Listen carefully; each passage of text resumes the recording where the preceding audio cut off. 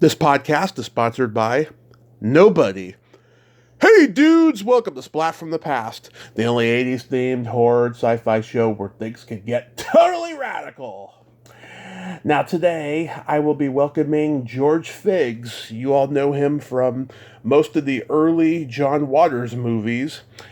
Specifically, he was the bongo player in Pink Flamingos, which is celebrating its 50th anniversary this year. But you also know him from Female Trouble, Desperate Living, Polyester, the early ones like Multiple Maniacs, Mondo Trasho, Eat Your Makeup, and he's also been a projectionist for movie dailies, and we're going to talk about all that stuff today, and I can't wait. I've been trying to get a Pink Flamingos guest since the year began, and I didn't even think about getting George Figs, but I've gotten him. And it's going to be a great conversation today. Like a lot of people in the John Waters camp, he seems like a colorful character, and I'm going to surely find out. So yeah, here is my interview with George Figs. Hello. Hey, George, welcome to the show. How are you today, sir?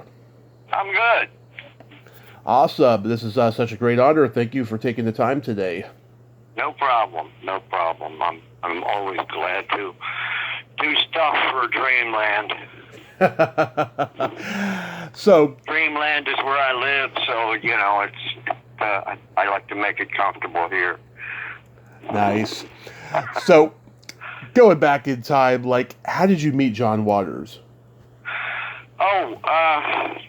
Looking for a weed downtown when we were both 17, and it was a beatnik. We were just talking about beatniks on Facebook with people. Yeah. There was a beatnik joint called Mardix. It was a French restaurant, very bohemian spot where you would think, hey, if I wanted to find some weed and get somebody to buy me wine since I'm only 17, we can talk the beatniks into it, and we knew beatniks down there, so yeah, we used to, John and I and Bonnie and several other ragamuffin people used to hang out in the alley there by Mardix, and that's where Malcolm Soul tended bar. You know about Malcolm, right? Oh, absolutely. Yeah, okay. I wanted to make sure you were...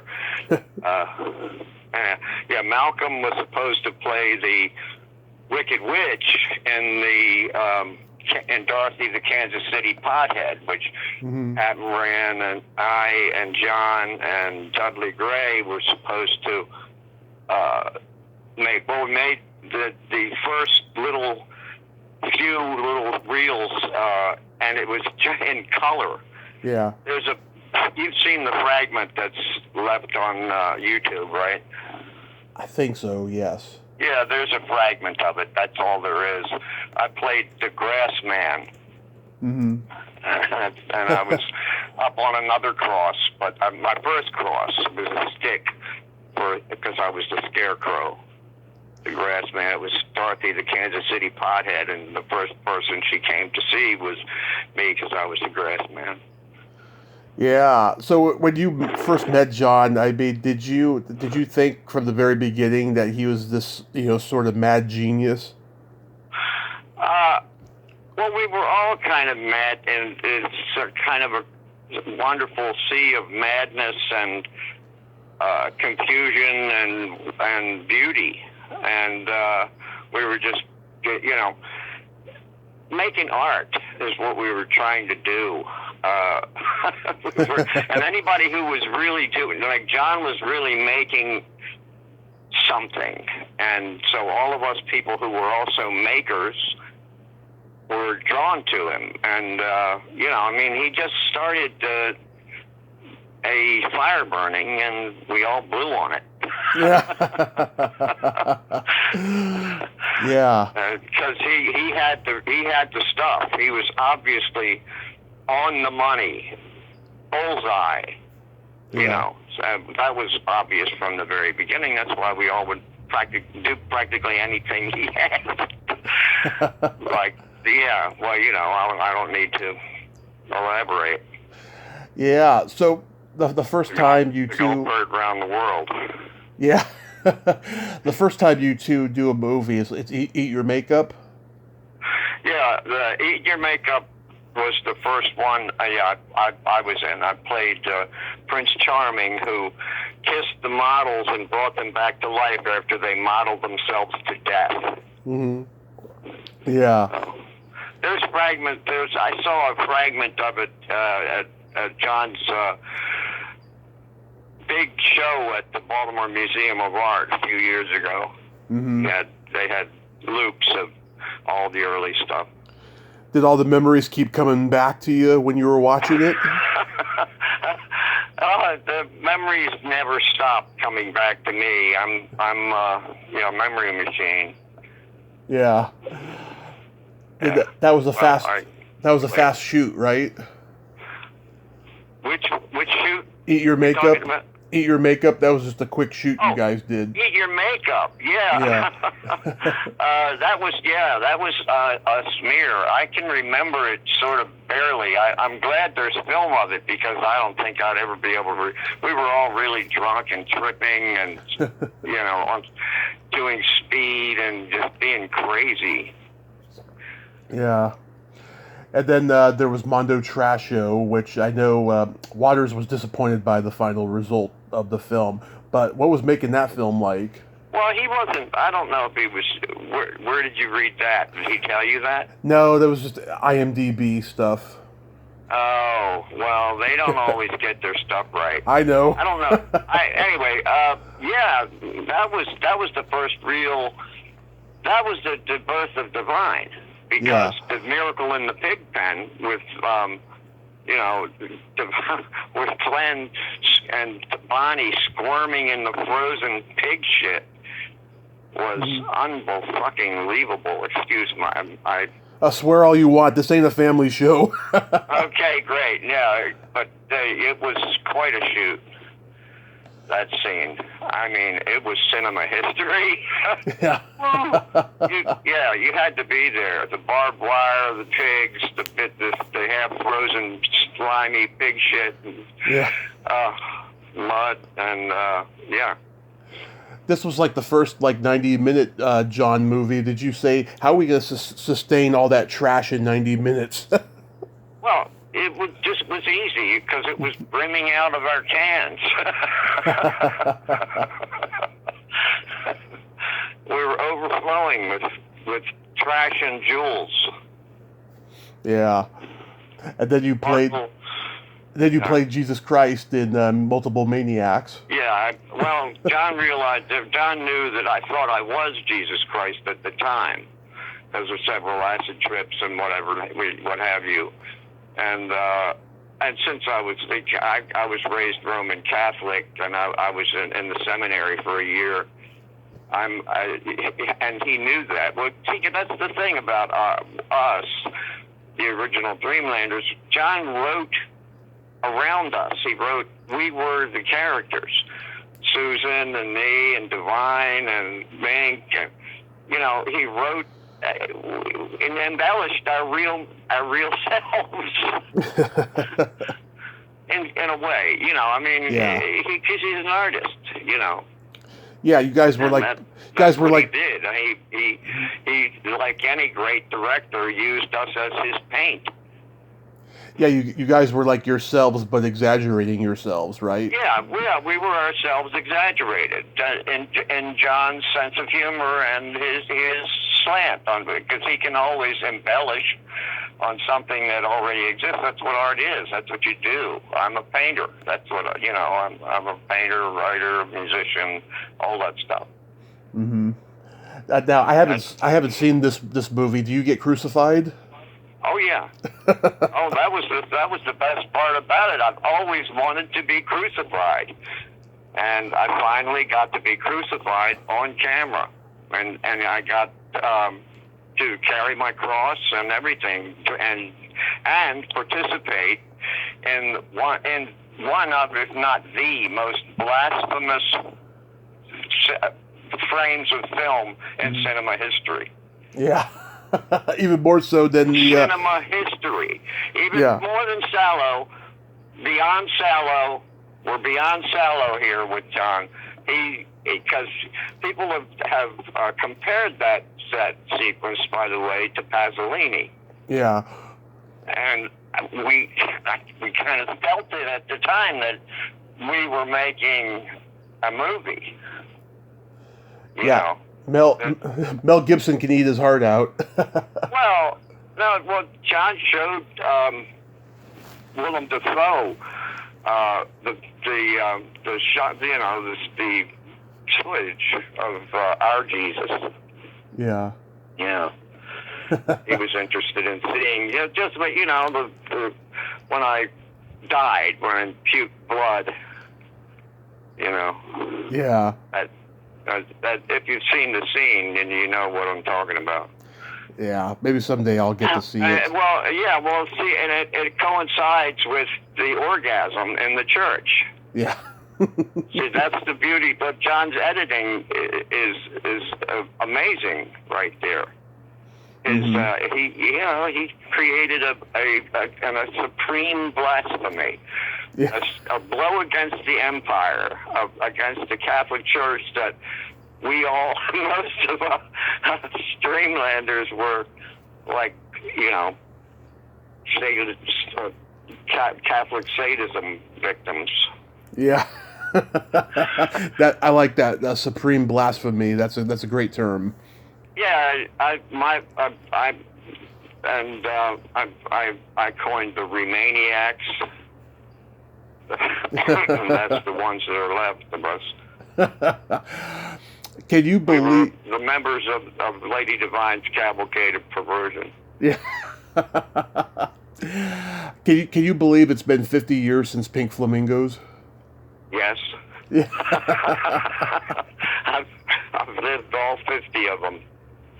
When you read the script, did you think, "Oh God, this is going too far. We're gonna get hung for this"? Script? Yeah. What script? Oh, it was just improvised? Well, with John, no.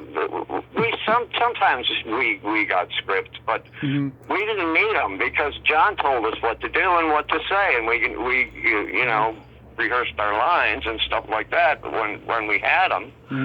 But most of it was, most of it was John moving things around and creating atmospheres and situations that screamed at society, and were shocking. Yeah, so was he always changing stuff because of budgetary reasons? Well, no, when you're making a picture or making art, you're having to respond to what you're up against, and whatever presents itself, you have to react to, whatever that might be. I take it everybody was high on this movie. Well, everybody was high in the whole world then. Not everybody. No, some of us were lucky enough to be high at the time, I guess. But no, it was just like now. Yeah, I mean, you're a musician, so you play bongos in real life? No, I had an album out on the Vanguard label in 1968. I was one of the first folk rock acts. Oh, in Baltimore? No, in Manhattan. Oh, okay. Yeah. It was I was on the road with rock and roll bands and my own band and different bands. I finally, the peak of my brilliant musical career was I played blues, right? I'm a blues harp player, and I was playing in 3 different bands in Boston, Cambridge, Mass, in 1970. Yeah, I'd moved up to Boston, where the blues scene was stronger, and I was doing some session work, backup vocals at Polydor Records Studio in Boston. Nice. And one of the producers there heard me, and I heard my harp playing, and said he wanted me to be in a pickup band. And I said, "Oh, great! Who's pickup band?" He said, "T-Bone Walker." Oh, wow. I was 20 years old, and so I was blown away. I got put in T-Bone Walker's pickup band. We played 2 weeks at the Jazz Workshop in Boston, not Cambridge, downtown on Boylston Street.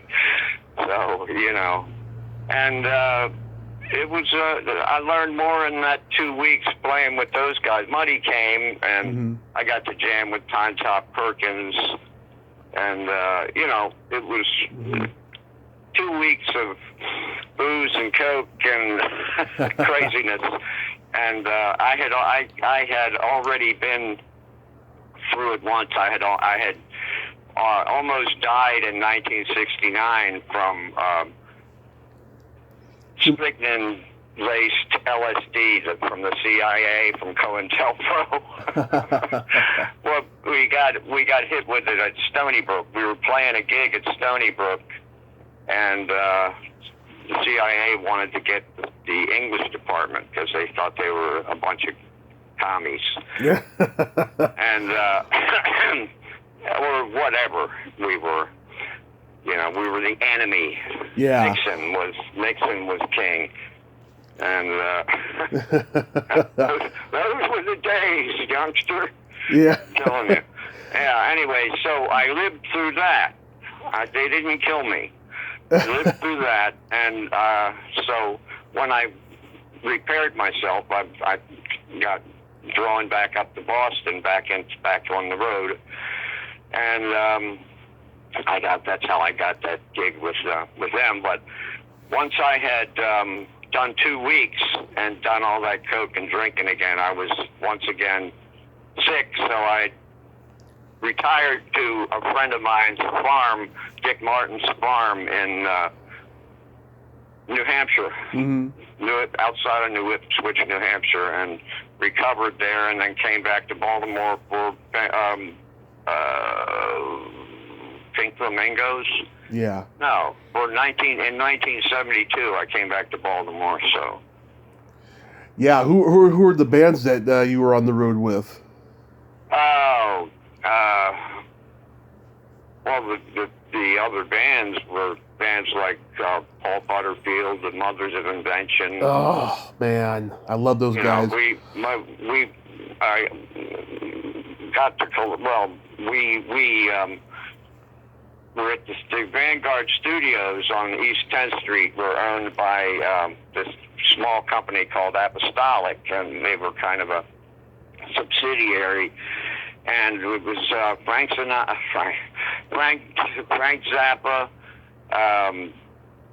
Larry Coryell,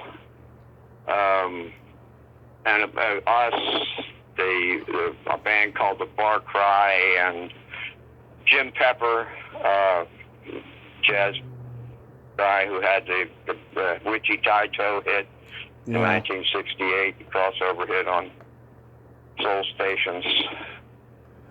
Yeah. And, yeah. You got any Frank Zappa stories? Well, no, yeah, I've got some, but I don't know if I should share them. I've heard them all. Oh, okay. Well, then you know what I'm talking about. No, he the main thing about Frank was, he really kind of bankrolled. Well, he booked 2 months when here's to go real back. We were the first 12-track studio on the East Coast. Right. Okay? Yeah. We were the first 12-track studio, and Frank, and Electric Ladyland wasn't built yet. They were working on it, but ours was finished. Moog was even involved. I got to meet him and all those gargantuan electronics people from that whole world. And they set it up, and Frank heard about it and booked 2 months. and that paid for them to be able to produce the other acts that Larry Coryell and us and the Far Cry and a couple of other people that you wouldn't remember. Because they didn't. The money went to Larry, as we were. It was small, and so we just did that one record, and then I went back. I came back to Baltimore and went on the road with another band that I put together in Baltimore. Country Joe and the Fish were on Vanguard. Did you ever encounter them? No, they were on the same label, but that didn't mean we would be anywhere near them. I wasn't a big fan of them. Yeah, they're pretty subversive. No, they weren't subversive enough. They were just silly. They weren't subversive. I was into the Black Panthers and Jimi Hendrix. Oh yeah. Yeah. Country Joe and the Fish were like, please. So let's go back to Pink Flamingos. Divine, he considered himself an actor playing a drag queen and not an actual drag queen. So he was pretty much game for anything that John gave him, right? Yeah, well, we all were. Mm-hmm. Yeah, well, Divine was a great actor. Mm-hmm. He was playing that. Divine was a role. He was Glenn. Yeah. Divine was a role. I knew him when he was Glenn, and then after he was Glenn and was Divine and all that. I saw the whole thing embryonically develop and happen, and right. we all did in front of us. Right. Amazing. It was beautiful, and it still is. It's it lives on.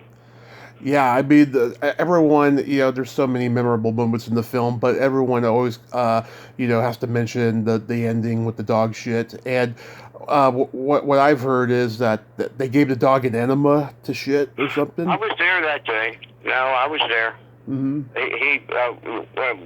What happened was, we tried to get the dog to go, and we tried and tried, and we finally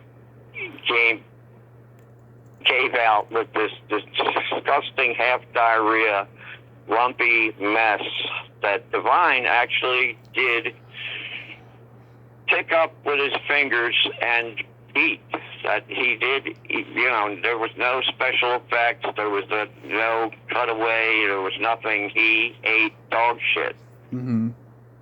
And that was it. And then I in one of the first docs Steve Yeager made, Divine Trash, I coined the phrase the gulp heard round the world. Yeah. Yeah. Because that's what it was. After that moment, and that's the people, if you want to ask me when it happened, was when it went right, when it was one of the first things to go quote unquote viral. Mm-hmm. That time it went viral in all the tabloids across the globe.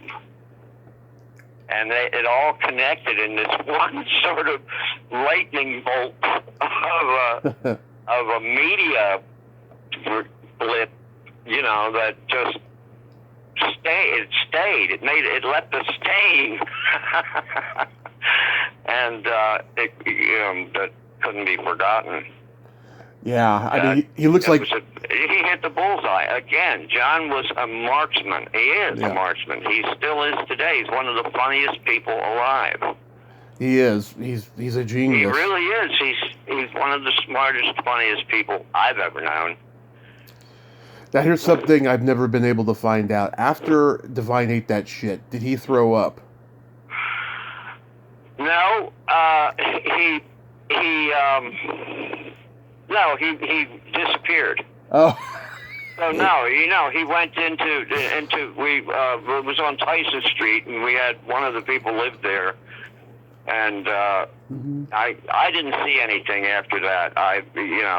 So maybe it was just it had the same effect on us that it has on audiences. The people that were actually there watching it happen. I threw up. Yeah. No, I threw up. Yeah. Yeah, no, I didn't throw up. The gag response happened immediately. Because we were all watching, because how could you not? Mm-hmm. And Jesus. So maybe That was a moment that shall live in infamy. So maybe he did throw up. So okay. Yeah, well, lots of people did throw up, and Divine probably did. I guessed I would have puked, wouldn't you? Absolutely, or maybe, Yeah, or well, and there was a false rumor that Divine went then he went directly to San Francisco. From that, he almost immediately got on a jet, and there was rumors that he got hepatitis and all, but he did not. Oh, okay. Yeah, either that or maybe he got diarrhea of his own. Well, whatever, but he didn't get deathly ill like some of the tabloids were trying to say. What was Cookie Mueller like? Oh, Cookie was my girlfriend. Oh, that's Cookie right. and I were together. We went steady in 1966. Mm-hmm. Yeah. Yeah. Cookie was wonderful. She was a gypsy princess to me. Mm-hmm. At the time, I guess I thought I was a gypsy prince or something. Anyway, she was writing then, but she kept. She did all her writing. She printed in copybooks and made little drawings to illustrate, and she would show them to me at night, when we get back from the bar. Yeah.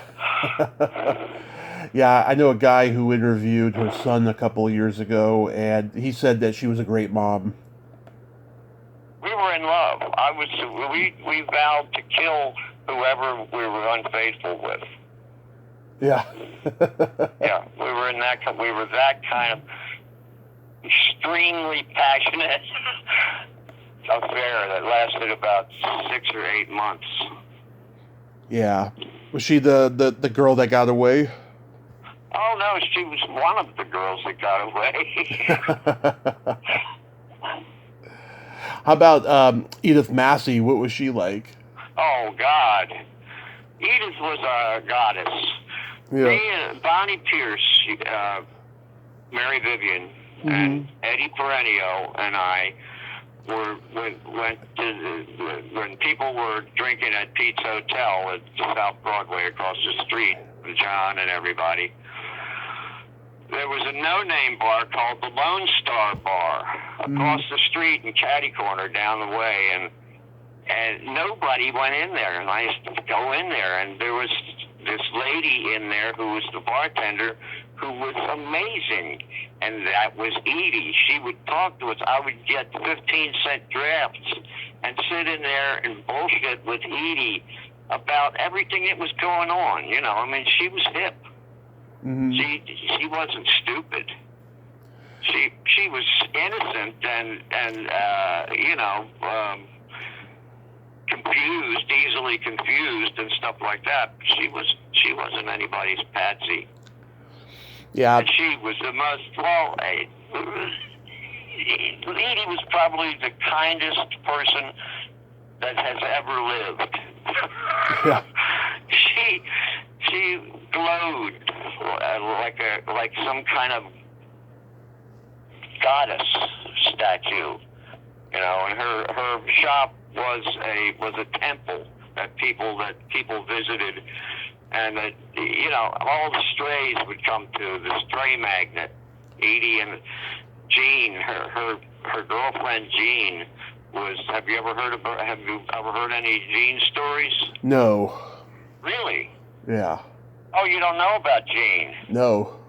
Oh, Jean was this crazy chain-smoking old beatnik lady that dressed in black and all that, and was real skinny and had real long, frizzy gray hair that like Abyssinian or ancient Sumerian, you know what I mean?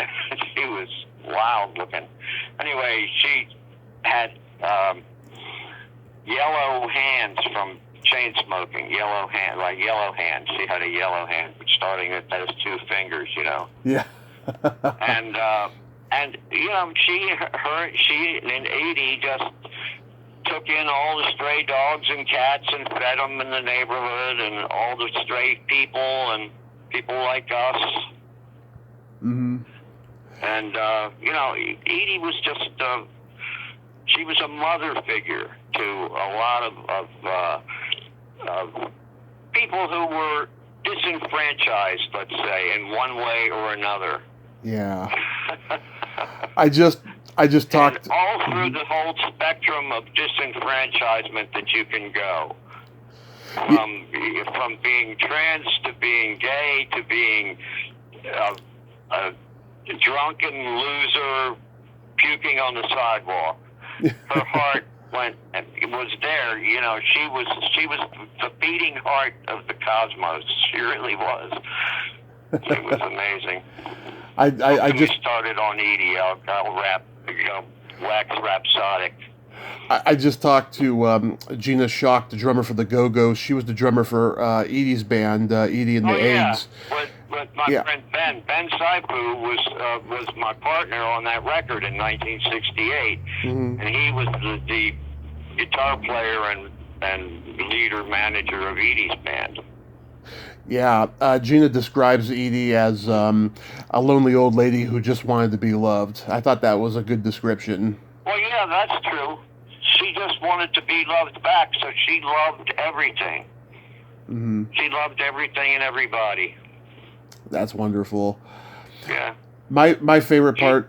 She wouldn't judge you.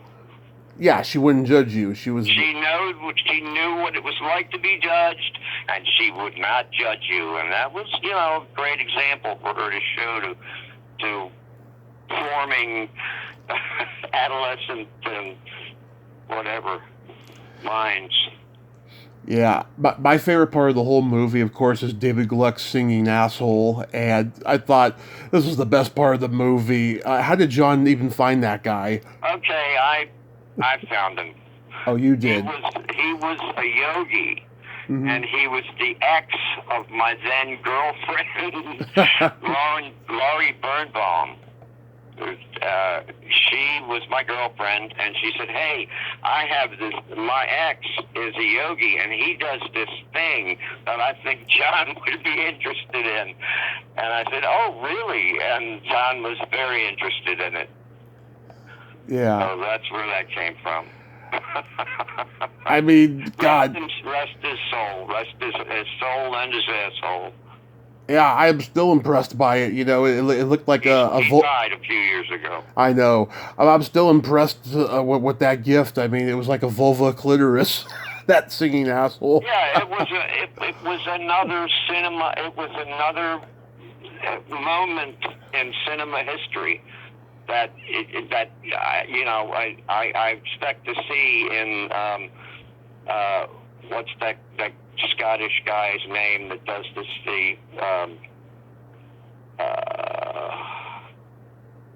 anyway, he makes history of film. The history of film is what his thing is called. It's a 15-part thing, but he mentions all the most iconic and focused moments in the history of cinema, and that would be one of them. Were you there during Mink Stoll's kidnapping scene? You mean in Mondo Trasho? Was that Mondo Trasho or was that Pink Flamingos? I can't remember. Kidnapping scene. Yes. Wait a minute. What? Oh, you mean when her and David kidnapped the girl? Yes, that's what. The dungeon. That's what I meant. Yes. Oh, I thought that's what you were trying to describe, but I wasn't sure. Yeah. That was in Pink Flamingos. Yes. Yeah. Yeah, we all, you know, that was I there? No, I don't think I was there, but I wasn't on set that day. I don't think. I don't remember, to tell you the truth. Because I remember watching the Divine Trash documentary, and I think Mink Stoll said that she was uncomfortable during that scene. Yeah. I guess she was. You know, I don't remember that. I'm sorry. I don't. It's okay. I was unplugged from that particular scene and situation. Yeah. What I like about Mink Stole, she always had that classic look of a 1930s conservative housewife you'd see in a Preston Sturges movie or something. Well, you know, when I first saw Mink, Mm-hmm. Mink and I went to Catholic grade school together. Oh, yeah. Yeah, and we went until the third or fourth grade. Then she went to another private school. But my first memory of Mink, and it stuck for all these years, is her strutting in like a little Nazi princess in her brownie uniform when everybody, with all these medals on and everything, when everybody else had their school uniforms on there. You know, we all were Catholic school uniforms. We all were wearing little white shirts and ties and little pinafores, the girls. Mm-hmm. Anyway, and she would just walk with stiff-legged, you know, like a goose. She goose-stepped up to the altar rail and came in and sat in the first row.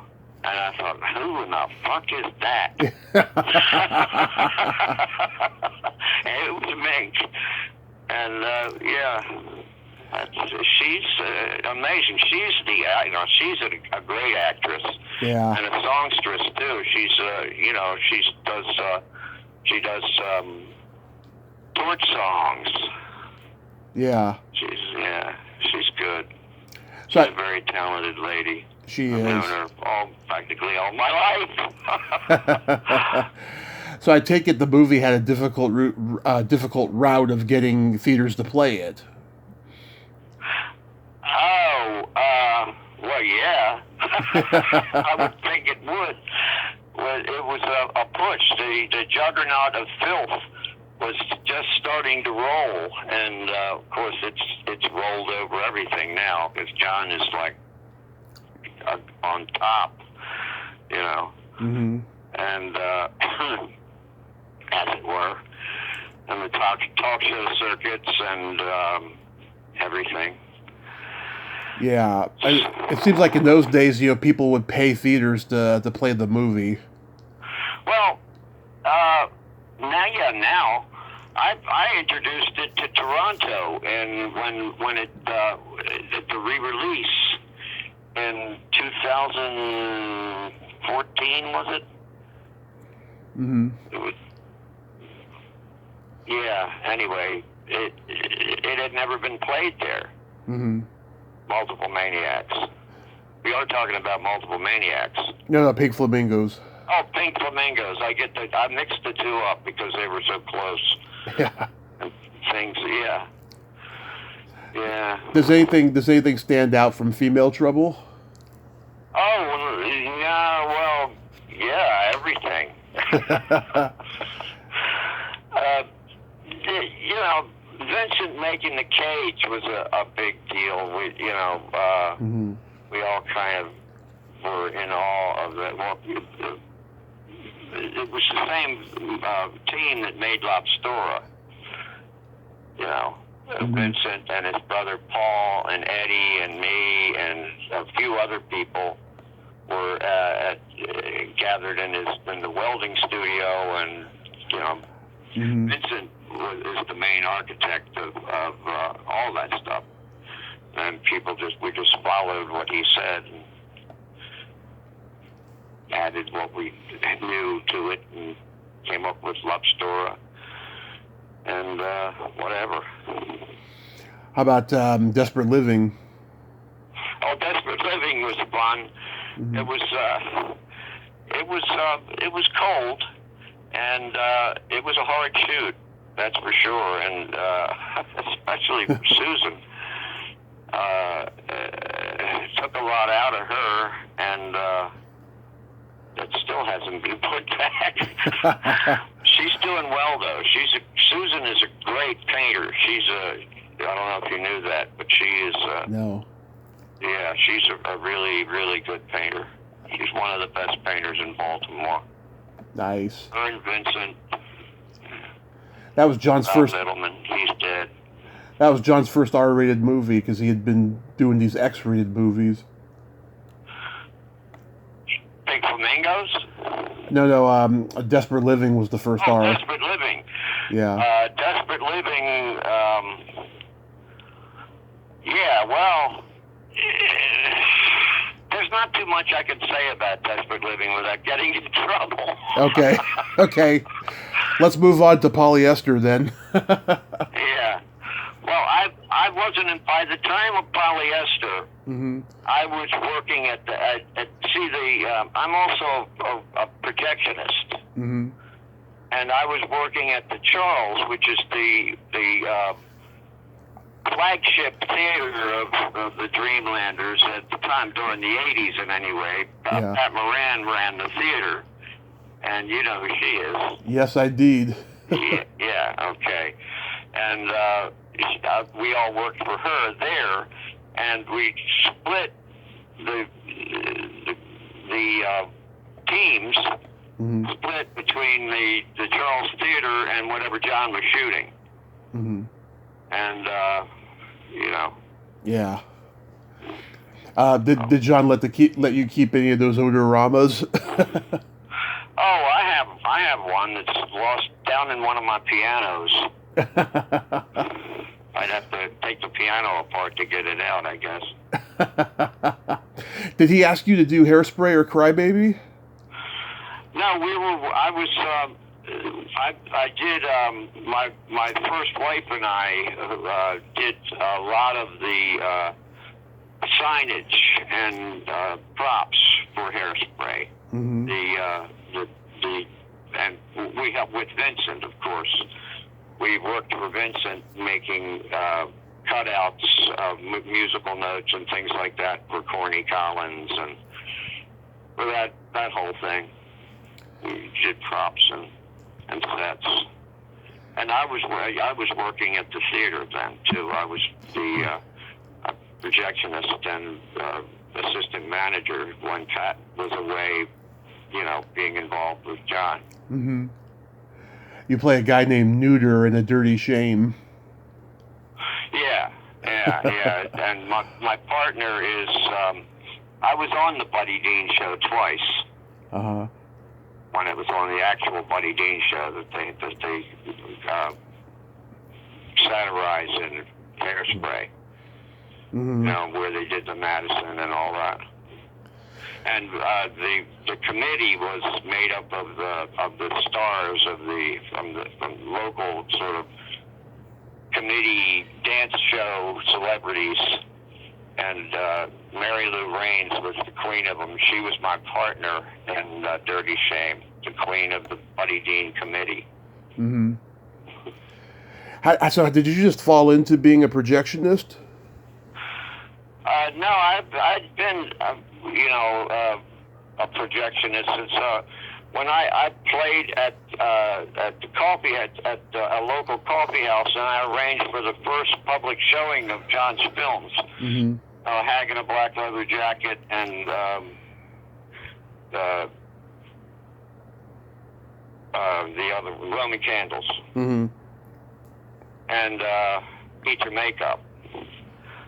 And then he went on. He got the hall at the church after that. But the first place his films actually showed was in a place called the Boar's Head Coffee House on Howard Street in Baltimore in like 1965 or 6. Right. Yeah. Yeah. So, what do you think about digital film now being used for the movie theaters? Oh well, it's evolution. I mean, I go back to my movie theater was of course film, Mm-hmm. and I was a film projectionist, and I ran dailies for feature films. I'm a union projectionist. I ran any feature Hollywood film that was shot in Baltimore. I'm the union projectionist that runs the dailies for Barry Levinson or whoever comes to town to shoot. 12 Monkeys shot here. during the 90s, we had 2 or 3 films a season. Mm-hmm. That was pretty busy. But then the digital revolution hit, and the era of DVDs began, and pretty soon after that, the streaming came up. And so, well, see, you didn't know this, but during the 90s also, mm-hmm. I started the Orpheum Cinema in Fells Point.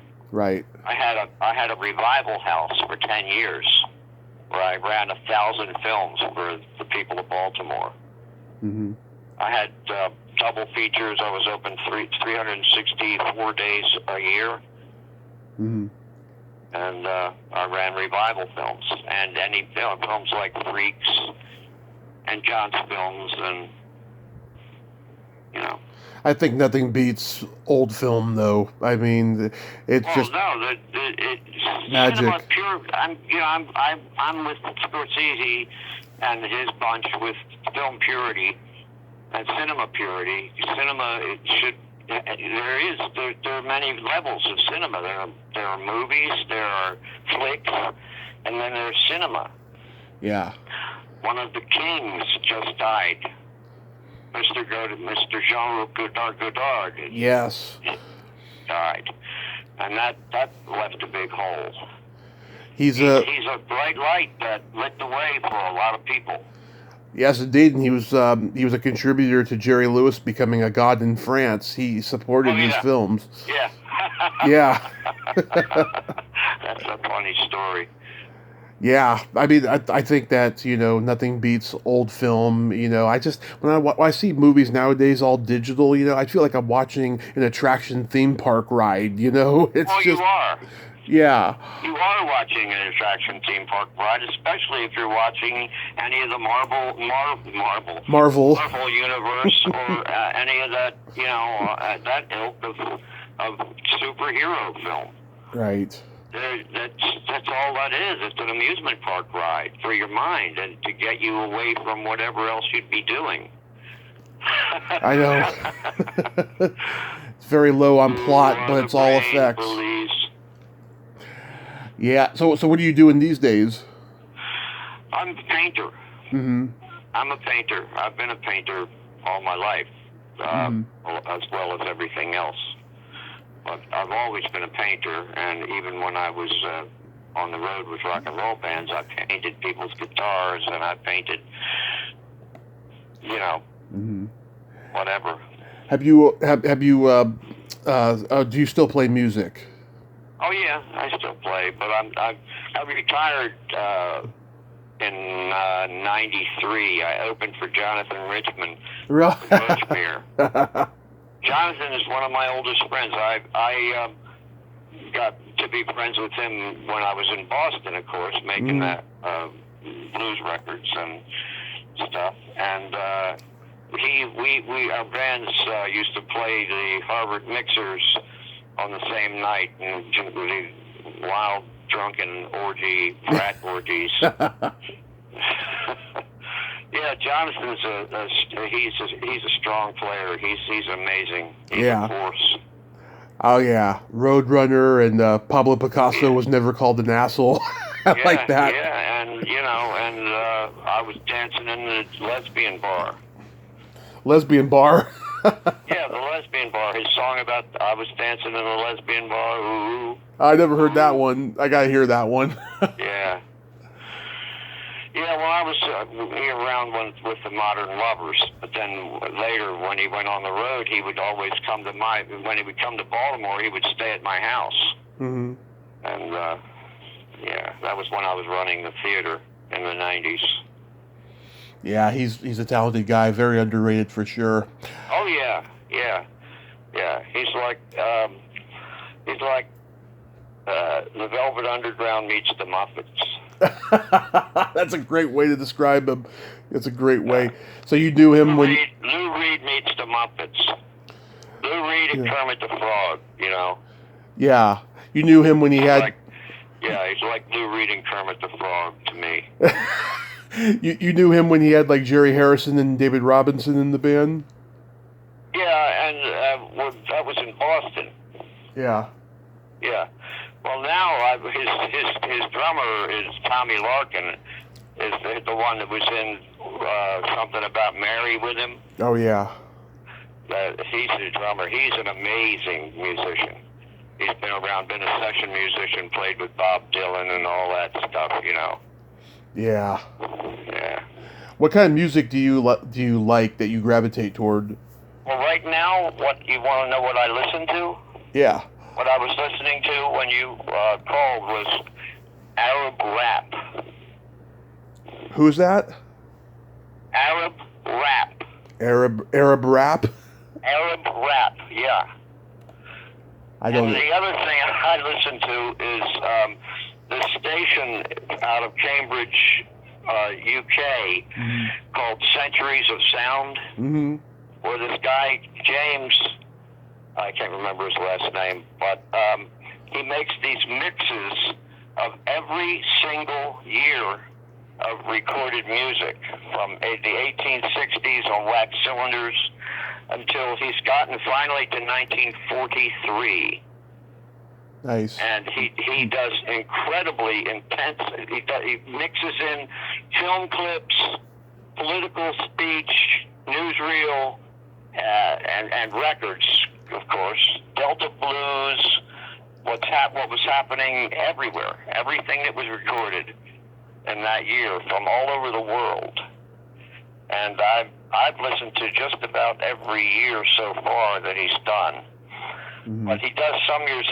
He has a special mix of 1934 that I was just listening to with Cab Calloway's sister, who was really the whip behind Cab. She was the one who had all the ideas, musical ideas, but she couldn't get any gigs because she was a woman. There needs to be a movie about Cab Calloway. I mean, he was a bad motherfucker in his day. Oh, yeah. He was amazing. He was amazing. There ought to be a movie about the early Marx Brothers. Oh, yeah. Or, you know, did you ever read Hello, I Must Be Going? Yeah? You know, Groucho's semi-autobiography? Yeah. As a matter of fact, Rob Zombie's been trying to get a movie made about the last couple of years that Groucho was alive when he was with Aaron Fleming. Oh, yeah, and hanging out with Bud Cort. Bud Cort, yeah. Yeah, And Bud Cort and all that gang. That Dick he was hanging Cavett. out with Alice Cooper. Yeah. Alice Cooper. Yeah, right. I know. That ought to happen. Dick Cavett and all of them. Yeah. Yeah, Dick Cavett. Well, Dick Cavett was a Groucho fiend. He was a Grouchoite. Yeah. Because I've talked to Groucho's old personal assistant Steve Stoliar. He's got stories about that time. I bet. I bet. My favorite time is when they were touring the South on motorcycles in the 20s. Mm-hmm. They would send their luggage ahead to the hotel and get there on motorcycle. Would send the luggage, excuse me, this is going to be sexist, the luggage and the women ahead to the hotel, and they would arrive on their motorcycles. They would go on the train, the women and the luggage. Yeah. Just a nice little vignette about the early Marx Brothers. Oh, boy. Well, George, I want to thank you so much for coming on today. This has been a lot of fun. All right. It's my pleasure anytime. Yeah, this has been a lot of fun. And stay safe out there, you know, because COVID is far from gone, it seems. But oh, hey, I do. I don't go out. I'm 75, you know. I stay in. I stay in and paint. Take care of my animals and feed the birds. Yeah, that's awesome. You have a great day and be safe out there. You have a better one. Thank you, sir. All right, now. All right. Bye-bye. Well, there you have it. George Figs. Ain't he a cool dude? Oh, what a character. Like I thought he was going to be. Colorful character. And that was a great conversation. Wow, Frank Zappa, he was on the road with him. That's amazing. Well, until next time, this is Tommy Throwback Kovac saying, there's no shame in living in the past because the present sucks. Later, dudes.